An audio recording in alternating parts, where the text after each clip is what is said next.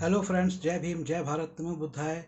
To all of you over there, I am Nikhil Sablania, and today I am going to talk about a very interesting thing about Baba Saheb Dr. Bhimrao Ambedkar ji. So many of you youngsters and my elders and my friends, this thing which I am going to talk about Dr. Ambedkar ji, you might have not think about this thing, even though I did not. But there is an one thing like when you read about someone or when you hear about someone, you might not be prepared to find about that person. I mean, for example, whenever I read Dr. Ambedkar, whenever I heard about him or whenever I talked about him, my mind was not searching exactly what he is. But when I started searching about who he was, then I found an interesting thing about him, and that's why I'm making this video. And that interesting thing was that he was a man of action. So this program is based on my that finding that Dr. B.R. Ambedkar ji, our beloved Baba Sahib, was actually a man of action. Many of you think about him like in this painting which was made by me 5 years ago, that he was a kind of bookworm. He was always carrying a book. Of course, he was a great luminaire of our Indian history, of our Indian modern history. He wrote so many books, and many of the books were unpublished at his time. He wrote so many articles, and for many years, he also produced one of the important journal on the anti-caste movement. But apart from all these facts, there is no doubt that he was a man of action. Now, what is this man of action? The man of action means a person who does more than he speaks. We know that one of his paper which he printed, which he published, its name was Mook Nayak. As the name suggests, what I am trying to say, that man of action who speaks less but does more. The name meaning, the meaning of this name, Mook Nayak, means the mute hero. It means a Nayak, a hero who does things, who brings changes, but who remains silent. And that aspect of the personality of Dr. Ambedkar ji, about which I am going to talk about. But let's find that how did I came to know about his aspect. I have a book. Its name is Ambedkar the Great by Dr. D.C. Ahir. And I have this book for the last so many years. It was published in 2000, and today is 2025. So it was published in the January of 2000. So almost more than 25 years have been passed that many of you have either read this book or know about this book. But I recently started reading it, and I found a graph of his life, year wise graph. Though I have read that, but as I said, like when you learn about something, when you speak about something, when you hear about something, or when you read about something or about someone, how you are approaching these things, how you are approaching your reading, your hearing, your talking, your watching, your listening, how do you approach, that gives you feedback. So when I took this book in my hand, I was trying to find him, and while reading the graph of his life, it fascinated me immediately when I read it. And this sudden feeling came from my inside, like, oh, he was a man of action indeed. It means he did so many things in his such a small life. Today, when I look at the people, I mean, they do very little. They either do some job, they go to some university or college, and sometimes they failed and they repeat their classes. But Dr. Ambedkar never failed at that time. Though he was not from a very educated class of people, but still he managed to never fail in a class, and he managed to do the degrees, to complete his educational degrees within a time framework. And with that, along with all those things, he was doing a great work. And we know that the changes that he brought to the Indian society were the changes that were waiting for thousands of years. Now let's I will not read this, but I will give you a brief idea of my feeling, that why I felt that he was a man of action. So he was born in 1891 on 14th April, that we know it has just gone, and whole country has celebrated 14th April. I have seen on Facebook many schools have celebrated, not only government schools but also many reputed private schools. Delhi government has announced a celebration for 15 or 14 days, 2 week celebration. So he was born on 14th April in 1891. In 1898, that is when he was 7 years, his mother passed away. By 1907, that means only 16. And nowadays we also see that people finish their metric when they are 16, 15 or 17, but he finished when he was just 16 at that time. In February, on 2nd February 1913, that is when he was 22 years old, his father Ramji Sakpal passed away. So uh, he was just 22 at that time. And on 21st July, that is just after few months of his father passing away, he joined Columbia University. So at which age he joined? He joined at the age when he was just 22 years old, or 20, just completed 22. He entered into the 23rd year of his age.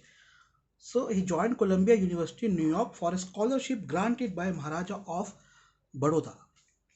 He went there, and within a span of 2, that is by 1915. So you look at his graph, that is why I have given title, that's why I have called him a man of action. So you that he was so persistent in his actions, his most important action, and the action which he was doing, the work which he was doing for the future, was to be persistent in his study. And he was so persistent in his studies that by 1915, that means he was just 24 years old when he got the degree of MA from Columbia University.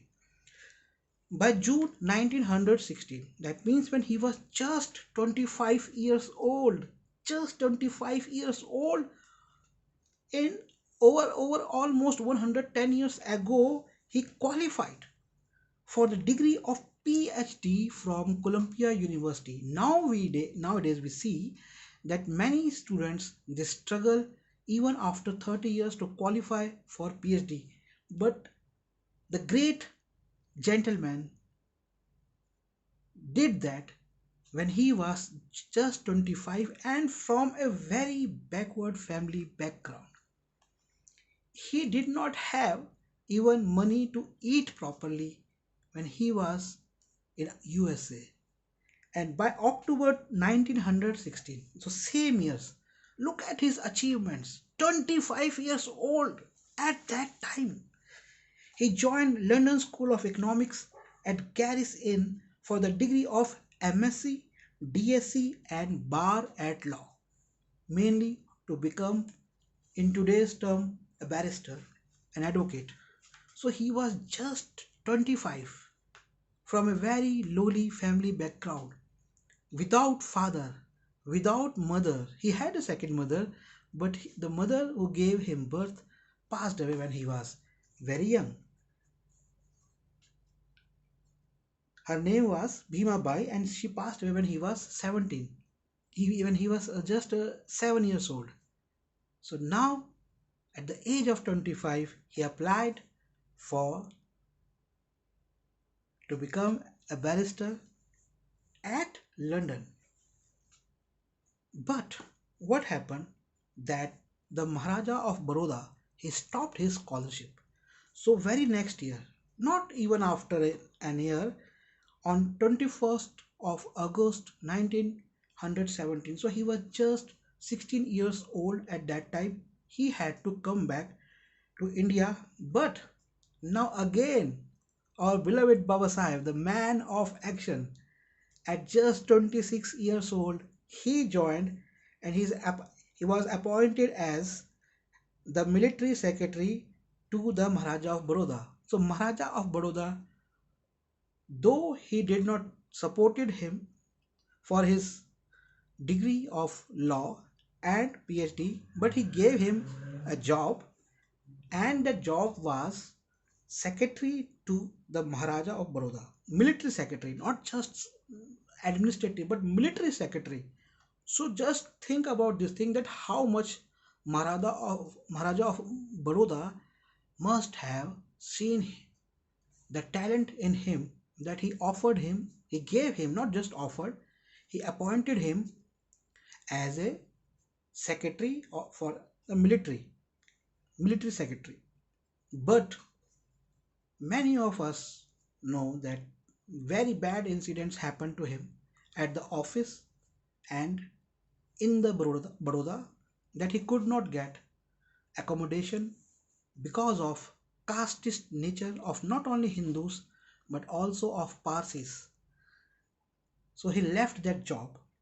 But in November 1918, so look at first look at the persistence of this gentleman when he was just 25, 110 or 120 years ago, that he finished his degrees, his schooling years within the time, not only from India but also from abroad, came back and left a very lucrative job. Now, can you imagine nowadays people who are getting such a high level appointment could leave the job and join the social reform movements?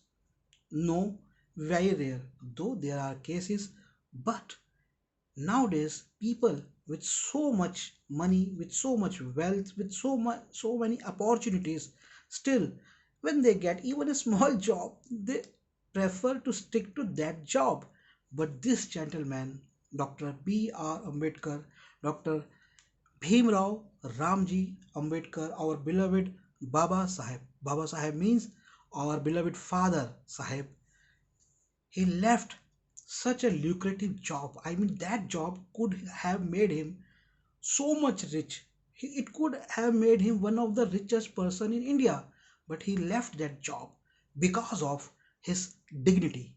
So dignity was the main character of Dr. Bhimrao Ambedkar ji, that he was such a dignified person that he left such a lucrative job where he could make so much money, which today's people with so much wealth can't afford, with so much family background can't afford. But he, from a very lowly or very humble background, had this strength within his instincts. So let's learn that what he did next. So in November 1918, so he was just 27 years old and appointed as a professor for political economy in the Sydenham College, Bombay. Just 27-year-old. Can you see a 27-year-old nowadays becoming a professor? No. But he was appointed professor for political economy on 31st January 1920. So when he was just 28 years old, he founded the weekly paper Mook Nayak. This paper I was talking about in the beginning of this video. So the first name he gave to his paper, he kept changing the names of the this same paper. It's not that he published four different or five different papers. He just kept changing the names of these papers, these newspapers, as per the need of the hours and as per his availability. So the first name he gave was Mook Nayak, that is leader of the dumb. The name of this paper was later changed to Bahishkrit Bharat. So when he found that India is not responded, so he gave this name Excluded India or Exclude India, Bahishkrit Bharat, then Samta. So he was pursuing this principle of equality, and he for that he gave name Samta, which means equality. Then Janta. By the time he became politically involved, because Janta was his target, so that he could explain them, so he could reach more people, he changed the name to Janta, which means people. And finally in 1955 to Prabudh Bharat, that is enlightened India. So by 1955 India was already independent from the British rule, so he gave name Prabudh Bharat, means enlighten India. So he wanted to enlighten India. Okay, so now after 31st January 1920, when he was just 28 years old, by 5th of July 1921. So now by 1921, he just finished his 28 years old. He was 28 and he entered into 29th year. So he resigned the professorship and sailed for London to accomplish his unfinished studies. Can you imagine now that nowadays a person who got a job of a professor, and now when we have so many opportunities, leave that job and pursue the studies? And why to pursue the studies? First, he was from a very poor background. Now can you imagine a person from wealthy background leaving such a lucrative job and going abroad to pursue some study? Why? To come back to India and to work for another class of very extremely poor, humiliated people. That was the depth of the character, and that's why I call him the man of action. The persistence of Dr. Ambedkar ji, not in his intellectual pursuit but also in his actions. So let's learn what he did next. So by June, okay, so he I think it was by 22 June 1922, it's misprinted here, 1920, he was awarded degree of MSc by University of London. So he went to London and there he got this MSc degree. And same year in 1922, in the October month, in the month of October. So in the month of October, he was like 22 plus 9, just 31 years old, and he became in London a barrister. By March 1923, he was awarded. So he was by March 1923 he was just 32 years old, and he was awarded degree of DSc by University of London. So he was now he is so by 32, by the age of at the age of 32 he got so many degrees. And on 14th April 1923 he returned to India after equipping himself with the degrees of MSc, DSc and bar at law. So with all this degree, on 14th April of his on his birthday in 1923, when he was like 32 31 years old, 32 32 years old, when he was 32 years old, he returned to India with all these degrees. By 20th July 1924, so by the next year, he established an organization which was called Bahishkrit Hitkarni Sabha. So Bahishkrit means those who have been boycotted by the Hindu society for their Hitkarni, means for their benefit. So this organization, an organization for the basically for the people of who were at the verge due to the one system, the class system of Hindu religion. So by December 1926, now he was just 35. So at the age of 35, he was nominated as a member of the Bombay Legislative Council. I mean, this Bombay Legislative Council is similar like today's Vidhan Sabha, we can say. So he was nominated as a member of that council when he was just 35. Now 35 today, at 35 I see people are pursuing studies only, but that is why I call him man of action. So by 20th March 1927 he led Satyagraha. Now by 20th March 1927, so he was just uh, 36 years old, just 36-year old, and we know that how important is Mahar Talab Satyagraha now.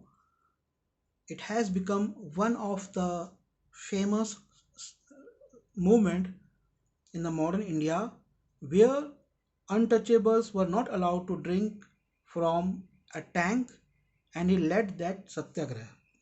He led that movement when he was just 36 years old. At the same age, in the same year, he founded Samta Sainik Dal, Social Equality Army. So it was actually a militia group which he found. It still exists. There is another group which has formed in the recent years called SSD or Swayam Sevak Dal, which is also a militia group. And on 2nd March 1930, so at the age of 36, he started this first movement. Actually, there were more other movements which are not mentioned here, but so far to understand the man of action, these are enough. So on 2nd March 1930 means he was just 39 years old, he started Satyagraha at Nasik.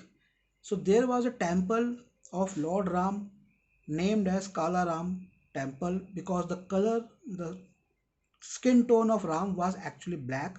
That is why the temple, that is why even you see that the statue of Ram at Ayodhya is of black stone because his skin tone was black. So he started another movement for the untouchables to enter in the temple.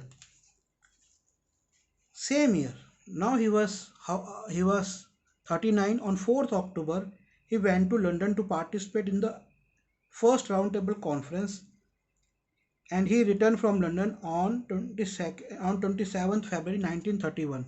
So at the age of 39, he went to London to attend a roundtable conference which was organized by the British Parliament so as to fix the roles, duties, and rewards for the various communities, kings, and nawabs on the communal basis or on the basis of their um, position in India. So he went there. It was the first roundtable conference. I think there were three conferences which took place. So, but he attended that at the age of 39. On 15th August 1931, he sailed for London to participate. So by the next years, when he was just 30, and in 1931 he was 40 years old, he went again to attend the second roundtable conference, and he returned on 26 January 1932. So now our man of action has done so many things. He has finished his studies, he has come back to India, he has established organizations, he has become a member of Legislative Council, he has led two important social movements of the modern India, one Mahar Satyagraha, another Kalaram Satyagraha, and now he has attended two roundtable conferences which were going to establish the future of India. Now, on 24th September 1932, he signed the Pune Pact. So, when he signed the Pune Pact with Mr. Gandhi and other Hindu leaders on 24th September 1932, so he was by 1932 he was just 41 years old. Now imagine I'm not, I mean, the man, I mean, he was of course a man of words, a man of action, but also he was a man of thought, and he got that opportunity. I mean, to stand in front of one of the greatest leaders, considered as one of the greatest leader of that time and today also, to stand in opposition to Mr. Gandhi at that age. I mean, he was just 41 at that age, and to talk to him, to bargain him for 8 crore untouchables and scheduled tribes and scheduled castes at that time. I mean, to bargain him for the age old slavery or worse than slavery situation of so many people. I mean, look at the power, the enigma that man had, Baba Sahebji had. Immense power, immense man of action, immense strength he must be having to stood in front of. And Mr. Gandhi was not just leader. Mr. Gandhi also represented the business class of India, the business caste, Vaishya caste of India, which were doing businesses in India for the last 2000 years, when he stood, or more than 2500 years, or even before that. So he stood in front of a person who was considered as world leader at that time, a person who was actually a representative of one of the most rich class of people. At the age of just 41, he had so much, he could dare that, he had so much strength. I mean, I can't imagine that. So by on 27th May 1935, so his wife passed away. Ramabai ji passed away when he was just 44 years old. So now look at his pain, because he had only one son. Four of his sons died, some were in poverty, and now his wife passed away. But on 27th May she passed away, and on 1st of June, that is June 27th May, 28, 29, 30, January, February, March, April, May, 31, and after 5 days he was appointed principal of Government Law College, Mumbai, Bombay at that time. So after the 5 days, within the 5 days, and in India, he was a Hindu at that time. In Hindus used to have 13, 13 days uh, ceremony called Terwa, that you don't do any new thing, but the man of action joined. He was appointed. I don't know whether he joined it or not, but within 5 days, he might have got this news that now he is the principal of the Government Law College. On 13th October 1935, in a conference at Yeola. Now this was very important. So he was just 45, 44 years old when at Yeola he declared that though he was born a Hindu, but he would not die as a Hindu. So he declared that he will convert, he will change his religion. He was so much upset with the Hindus that he declared that, because rights were given but they were not implementing properly, and there were some other factors. But he was just 44 at that time, and when he was just 45, in August 1936, he founded Independent Labour Party. So at the age of 45, he founded his party, his political party, by the name Independent Labour Party. Now you see, many people just know about this fact that he founded this party, Independent Labour Party. But at that time, to found a party on the basis of labor was a great thing. Why? Because India was under British rule, and one of the major party in Britain was Labour Party. So if at that time this party could have become a very strong party, But because of Pune Pacts, things did not happen. And but that is like these are different topics. Let us understand the man of action. So he founded, by the age of 45, he founded Independent Labour Party. In February 1937, he was elected to Bombay Legislative Assembly. His party won 15 seats out of 17 it contested. So he contested in 17 seats and they won 15 seats in Bombay Legislative Assembly. So by 1942, now this is 5 years after this, and he was, by 42, he was 51 years old. He founded Scheduled Caste Federation. So then he founded another party, Scheduled Caste Federation. By 20th July 1942, he was appointed as Labour member of the Viceroy Executive Council. Now, this you understand why he established another party. He was having one independent Labour Party. At that time, the future of India was undecided. It could be divided into three parts. So, one part we know which has gone to the Muslims, one part could be gone to the untouchables or today's scheduled caste and scheduled tribes both.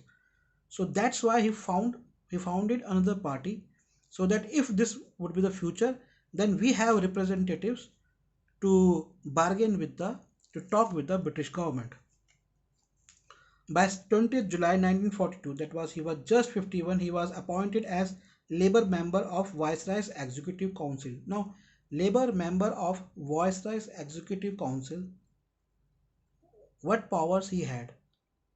This was the year 1942.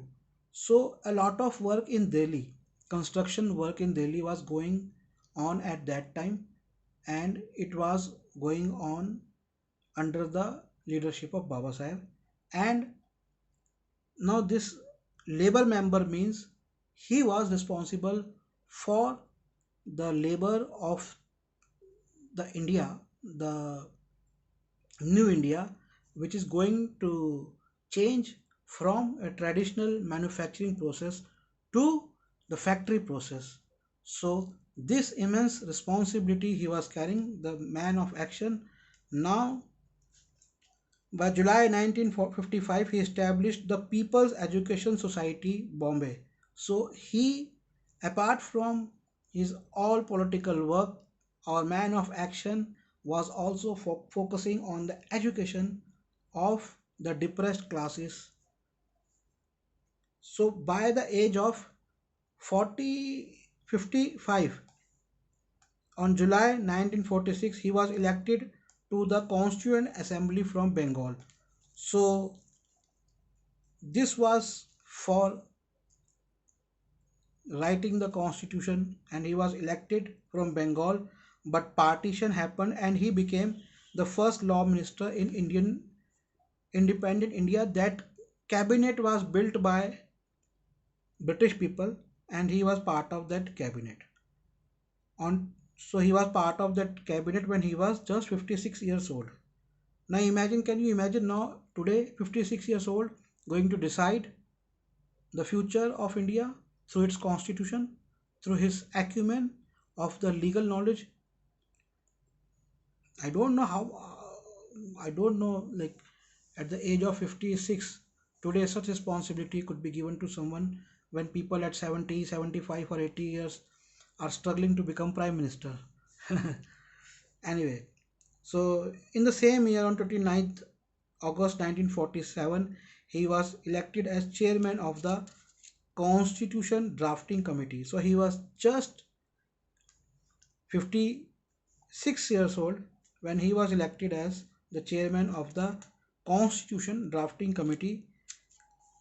By 26 November 1949, that is when he was just 58 years old, the constitution drafted and piloted by him was approved by the Constitution Assembly of India.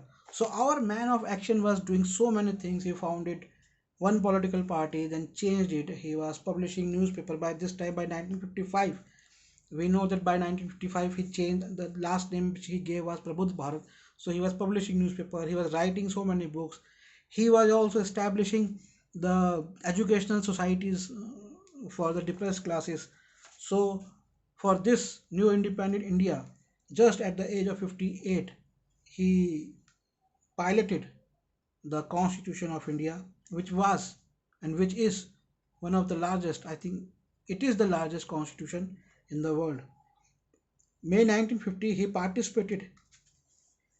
Before I go further, I would like to tell you that why British system does not have a constitution but they gave constitution to India. This is a big question. Many people say that Dr. Ambedkar copied from the British constitution. British people, they don't have written constitution, but they gave written constitution to India because during their rule for so many years in the various countries, they thought that should be a need for the constitution, for a written constitution, and for a country which is so vivid, written constitution is eminent. It's very important that we should have a written constitution. That's why we have a written constitution. Otherwise, situation could have been geoparadised.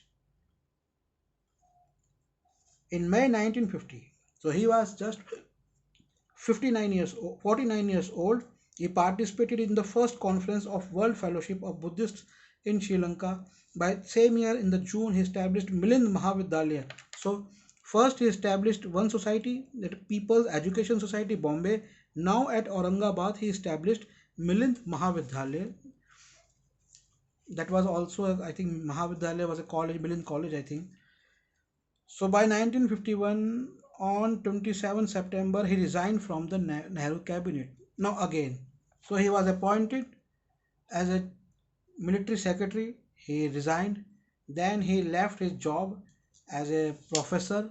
Then he left his job as a principal of a government college. And now he has resigned from the cabinet of a newly formed government. This was not just the greatness, but apart from that, including that, the man of action. I mean, look at him. He was having diabetes at that time. He was struggling with his health. He was writing so many things. He wrote constitution at that time. He was writing books. He was publishing newspaper, and along with that, he was also going into the realms of Buddhism, so that to decide that whether he wanted to give Buddhism to his people, and he resigned from the cabinet for another war. But on December 1954, he participated in the third conference of the Buddhist Fellowship of Buddhists in Burma, that is Myanmar. So he participated for the third conference. In 1955, he founded the Buddhist Society of India. On 14th October 1956, he embraces Buddhism at Nagpur. In November 1956, he participated in the fourth conference of the World Buddhist Federation in Nepal. So he was continuously, now his another war front was to establish Buddhism or re-establish Buddhism in India. And our man of action, though he was not in a good health, rather than sitting in the cabinet, now we see so many leaders just sit at the in the cabinet. They enjoy luxury, they give all the good speeches, and even we can look at the judges and IS officers. They enjoy a lavish life, and their children, they go to clubs, and they buy expensive clothes, expensive cars, they build big bungalows. But look at our man of action, Dr. Ambedkar ji. He resigned from, this resignation means he not just only resigned from this post, not from the cabinet, but from all these luxuries. And what he was doing, I mean, I remember what I read about the famous Ashok, the great king. In his last days, he was giving all his things to the people. Like he was giving, sacrificing all these things. He was giving donations, and the last thing which was left to Ashok was an apple. And he even gave his clothes in donation. So he was left with an apple, and he gave that apple as a dan, as a donation. Later on, his family purchased his estate from the monks. He gave, but monks, that is a different thing. But like Ashok, who gave everything. Here was our man of action, Dr. Ambedkar ji was giving up everything which could give him so many things. I mean, he could he could bring his son to the cabinet. He could do so many things. He could take advantage of his position. Unlike the people today, he was focusing on his next war front, and that was re-establishing Buddhism in India. And on 30th November 1946, so just 15 days before his sudden demise, he founded Republican Party of India. So another party founded. So many people say that he founded three parties, but he kept changing. Like today's BJP was earlier Janata Party, and before that it was Jansangh. So it is the same people, third version of the party of the same people. So Baba Sahib was also, even if you look at the name of the Congress party, has also kept changing, and symbols also kept changing. These happened because of the need of that time. So he was doing that, and just before 15 days, I mean, look at, just think about his health at that time. And but still he was like working. On 6th December, he passed away in sleep at his Delhi residence, and he was writing while he passed away, while he got Mahaparinirvan. He was writing the book, I think, which he started or he finished. He was writing, I think, uh, part of that book. I mean, he finished that book on 24th October. He was writing epilogue for that book. I don't remember exactly, but he was working on that book while he left physically this world. So this was our man of action, Baba Sahib Dr. Bhimrao Ambedkar ji. I hope you have enjoyed all these informations along with the inspiration which you might have got or not. Whatever you are doing, whatever, everyone in India has got something because of Baba Sahib, and this great luminary in India, it's so sad that still he has been seen with so much hate by certain people. It's unfortunate. And also the people for whom he did so many things, they also don't contribute to any social movement. I mean, he asked people to give 10th portion of their income to the social movement, to Buddhism, but they don't give even 1% of their income.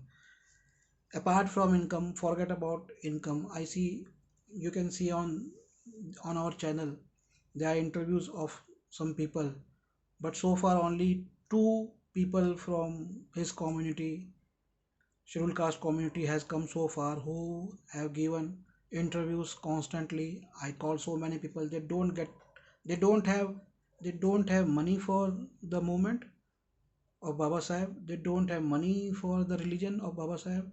They don't have time for the movement of Baba Sahib. This is pathetic, which I face.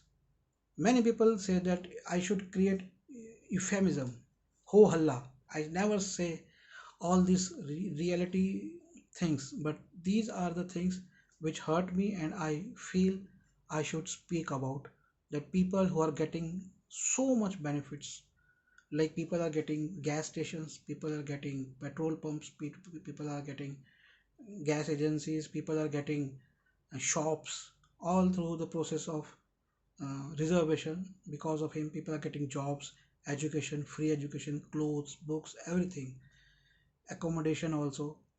So many things people are getting, and people in the private sector are also doing only because of the egalitarian society that he made, and he put it into the written constitution.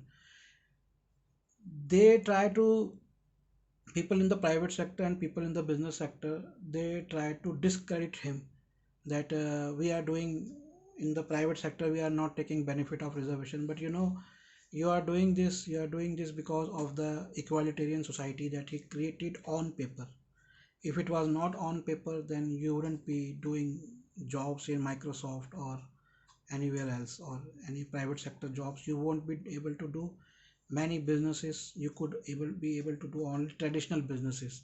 You would be allowed to do only traditional businesses, or you traditional slavery services which you were giving. This is the problem with the people, that they always try to discredit him, but he did so many things. Anyway, I don't want to talk about those side aspects. I wanted to talk about our beloved Baba Sahib and our man of action. So this book, it has been kept for 25 years by DC Ahir.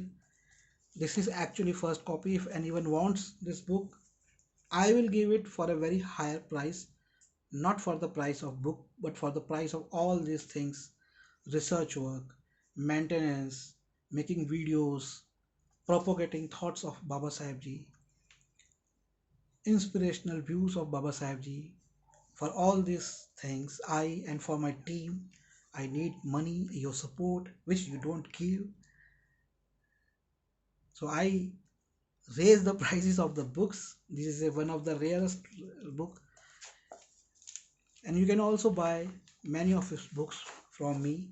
You save my number. I will give you three numbers. You save all those numbers and just save and say hi to me. And if you want book, ask me for the book, or you can go to our website nspmart.com, nspmart.com. And why you need to save my number, why you need to send me the number? Because in future, for any information, if I wanted to send you a message, WhatsApp doesn't allow my message to come to you if you don't save my number.